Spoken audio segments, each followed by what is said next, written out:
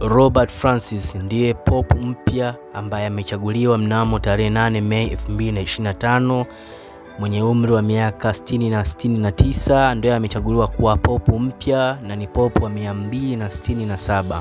Sasa naomba ufuatilia nasi mpaka mwisho wa kipindi chetu ili uweze kufahamu mambo mengi sana kuhusu huyu Pope mpya ambaye amechaguliwa. Wajua ni mtu wa wapi na ametokea wapi, amezaliwa wapi, ana elimu gani? Sasa ndugu msikilizaji, ningependa ufuatiliane nasi mpaka mwisho ili uweze kuelewa mambo usiyofahamu kuhusu Pope mpya Robert Francis. Pope Robert Francis amezaliwa tarehe 14 mwaka 1955 Septemba mjini Chicago katika eneo linaloitwa Dalton. Na ameishi katika mji unaoitwa Peru kwa takriban miaka 20. Robert Francis yeye ndiye North American au Marekani wa kwanza kuchaguliwa kuwa Pope ambaye ni kiongozi wa Katoliki duniani. Na wazazi wake wawili ambao ni baba yake alikuwa anaitumikia jeshi la Marekani la Navy kipindi cha World War II.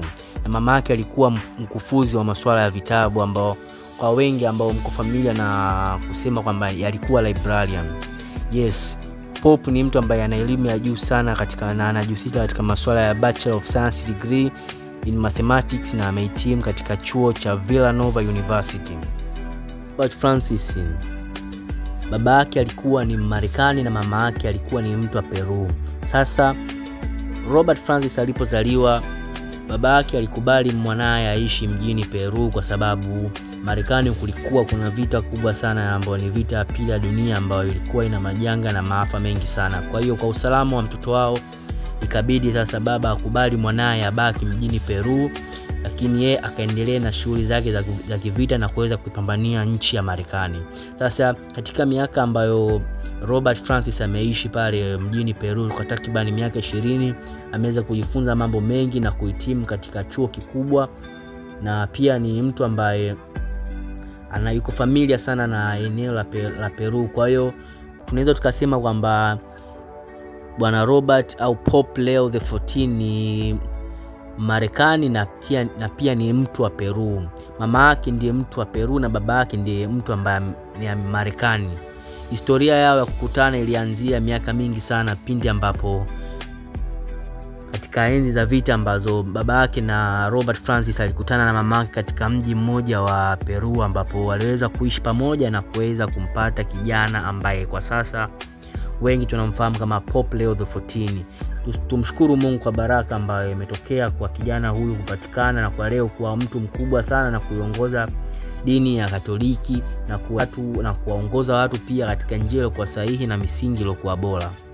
Baada ya miaka mingi ya kuishi katika mji wa Peru, Robert Francis Pope Leo the 14 ikabidi afanye mchakato wa kuondoka mjini Peru na kuelekea mjini North America ili aende akatafuti changamoto nyingine za kimaisha, na pia kwake aliona ni nafasi kubwa sana ya kuchukua au kupiga hatua nyingine katika safari yake ya maisha. Hapo ndipo ambapo Pope Leo the 14 au Robert Francis ndipo ambapo aliposogea Marekani na kuweza kufanya michakato mingine ya kimaisha na kuweza kukutana na Papa Francis na kumuongoza katika umissionari na kuwa cardinal mwaka 2023 na mpaka leo akafikia hapa kuwa Pope Leo the 14. Yes, ni Robert Francis. Robert Francis ni raia wa Marekani na Peru. Alikuwa na kazi yake ya muda mrefu Marekani kama missionary na askofu huko Chiclayo, maeneo ya Peru. Alikuwa mkuu wa shirika la watawa wa Mtakatifu Agustini na aliteuliwa kuwa cardinal mwaka 2023 na Papa Francis. Alihudumu kama mkuu wa idara ya maaskofu katika Vatican, nafasi yenye ushawishi mkubwa katika uteuzi wa viongozi kanisani. Robert Francis nikinukuu katika interview ambayo alifanya pale St. Augustine, yeye binafsi alisema kwamba mimi ni mtu ambaye napendelea sana kucheza tennis ball wakati nikiwa katika free time. Napendelea pia kusoma vitabu. Yes, kama hapo awali nilivyoambia kwamba yeye pia ni ambaye amegraduate katika elimu ya nafasi za juu sana masuala ya science and mathematics in bachelor degree, na alisema pia yeye ni mtu ambaye anapenda sana kusafiri kwenda sehemu mbalimbali na kujifunza mambo mengi zaidi. Wanasema umri ni rika tu basi, lakini bado maarifa bado yanahitaji kuingia bado katika fahamu zetu ili tuweze kufahamu mambo mbalimbali. Sasa Papa Francis ni mtu ambaye anaonyesha ushikamano mkubwa kati yake na elimu ambayo inamzunguka, na ni mtu ambaye anapenda sana kujifunza mambo mbalimbali kadri siku zinavyoenda, ili aweze kuwaletea watu wake kila siku kitu kipya, ili waweze kujifunza na kujiweka katika njia iliyokuwa sahihi. Wengi sana mtakuwa mnajiuliza kwa nini Robert Francis amependelea mwenyewe atambulike kama Papa Leo wa 14. Yes, Pope Leo the 14 au Leo the 14. Ile namba 14 je, ina maana gani?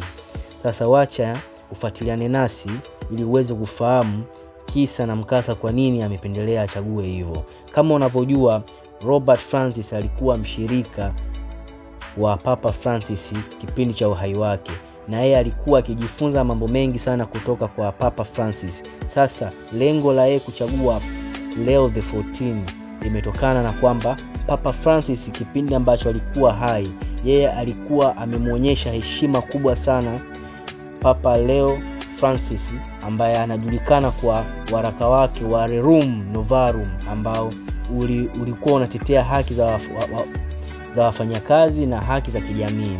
Robert Francis yeye binafsi amependelea kama atambulike kwa jina la Papa Leo the 14 kwa sababu yeye binafsi katika hotuba yake, ningependa kukumbusha hapo kidogo kwamba yeye ni mtu ambaye amependelea kuweka mkazo zaidi kwenye masuala ya kijamii na haki kwa wote, kwamba yeye hajachagua upande wowote. Yeye upande wowote ambao watakuwa wanaonewa au kunyimwa haki zao, yeye atakuwa anasimamia na kuwapatia watu haki zao zinazostahili. Na pia kuna maoni mbalimbali ya kimataifa ambayo yametokea kupendezeshwa kwa uteuzi wa Robert Francis kuwa Papa Leo wa kwanza Marekani, kwamba ukiangalia kama Rais Trump wa nchini Marekani na Rais wa Peru Dani Balutre na Mfalme Charles wa tatu wa Uingereza wamempongeza kwa kuchaguliwa kuwa Pope Leo wa 14 kwa sababu yeye ndio Marekani wa kwanza kupata nafasi ya kuiongoza dini ya Catholic duniani na kuwa mchochezi mkubwa katika hamasa kwa vijana katika kufuata njia iliyokuwa sahihi na kuhakikisha misingi ya dini haipotei.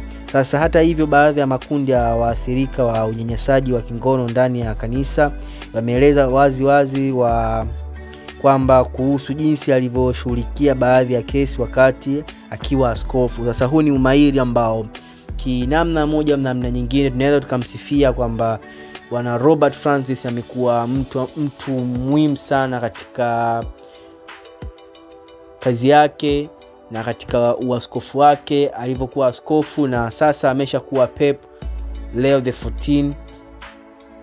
Tunatarajia mambo makubwa kutoka kwake na ufanisi mkubwa katika dunia na kufanya mwelekeo ataweza kuchanganua na kutatua changamoto. Na yeye pia watu wamemuona na tumemuona pia kwa yeye ndiye atakuwa mrithi halali na mrithi ambaye ataendeleza kile ambacho Papa Francis amekiacha. Usisahau kusubscribe katika channel yetu ili uwe mtu wa kwanza kupata taarifa na dondoo zitazojiri na zinazojiri katika dunia. Na pia usisahau kuacha comment yako kwa sababu comment yako ndio ya muhimu, na usisahau kutoa wazo lako juu ya Pope mpya na yapi ambayo wewe kama mtu binafsi unayotarajia kutoka kwake na kuyaona kwake katika uongozaji wa dini ya Catholic duniani, na yapi ambayo utatarajia uyaone mbeleni, au mabadiliko gani au changamoto gani unatamani zibadilike. Tunaomba basi uache katika comment hapo wazo lako lolote juu ya hilo, na usisahau kulike ili uweze kupata taarifa zaidi.